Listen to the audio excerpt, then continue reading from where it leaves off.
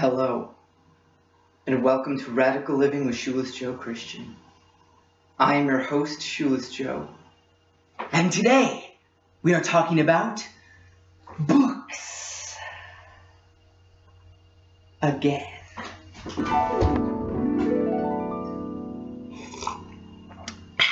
Books again, you might be saying? But Radical Joe, you just talked about books last week. I know, but I feel like I left a few things unsaid. People will often say to me, oh, I could never get rid of all my books. I love my books. Wait, hold the phone. You love your books? Yes, I just love them. I couldn't live without them. Couldn't live without books. I mean, I have so many favorites. Usually the word favorite means that there aren't so many. Otherwise, how could they be favorites? I love them all for different reasons.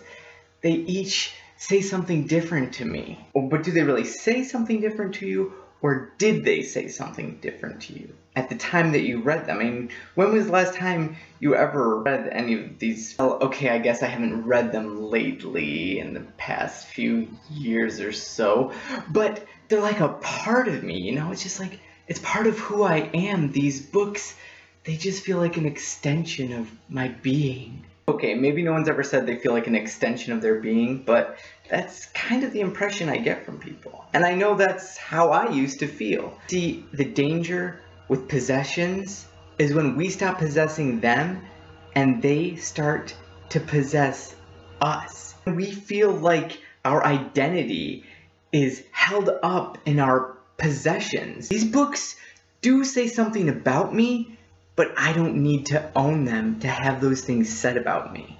What these books say about me lives inside me. It doesn't live inside the books. I'm not any less me without the books. I'm curious as to how these people would feel if they didn't have their books anymore. What do they think that life would be like? Do they think it would be different on a daily basis? What is it inside of us that we feel like we'll be missing if we get rid of our books? You will be the exact same. Your life will be just as valuable and enjoyable if you don't own so many books. I mean, how can you call shelves and shelves of books your favorites? They're not all your favorites, are they? Certainly not. If I said you can only have so many books that fit on my mantle, I bet you could do it. If I said you only have 1 hour to just pick books that fit on this mantle, could you do it?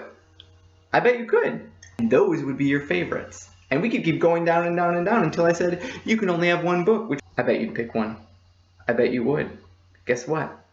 That's your favorite book. And then what if I took that book? What if I just threw it out the window, lit it on fire? What is the big deal? I just don't get it. I mean, really, you love books? You love them?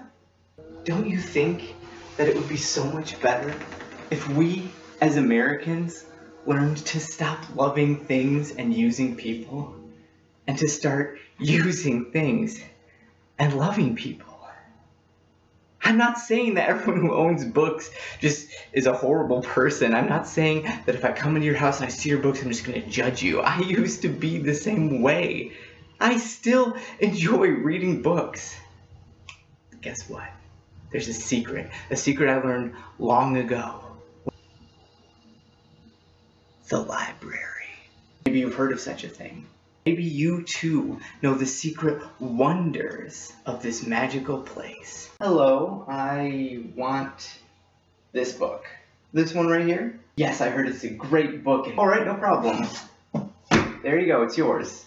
Mine? What do you mean it's mine? It's yours, you can have it. Take it home with you, read it. For free? Yes, for free. All you need is a library card. Ah, of course, a library card. And how much does that cost? Nothing. Nothing at all. That's free too. So if I get a free library card, I can take this book home with me for free and just read it. Yes, you just have to bring it back in 2 weeks. Aha! I knew it! So there's a deadline. Well, yes, but if you don't finish it by then, you can just call us up and renew it and have it for another 2 weeks. See? But what if I want a book that you don't have here in your little library? Well, if you want a book that we don't have, we can just order it from another library and we'll let you know when it comes in and then you can just read it then. Aha! I knew it! And how much would it be? Sir, that would be free. That wouldn't cost you anything. This is a library. This is how libraries work.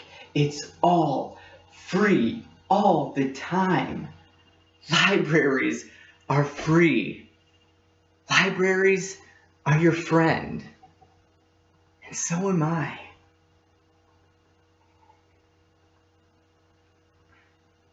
So am I.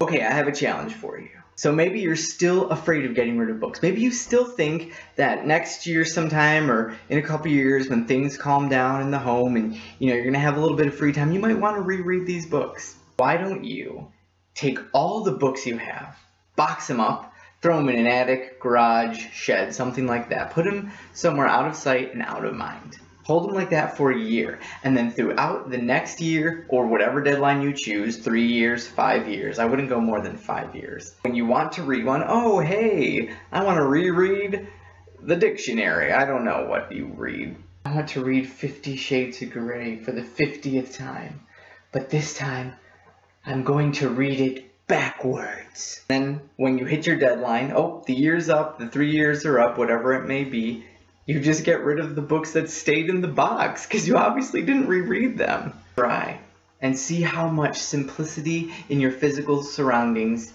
can free up some true clarity in the noggin. Thanks so much for watching. Keep things simple, keep them radical, and keep on questioning.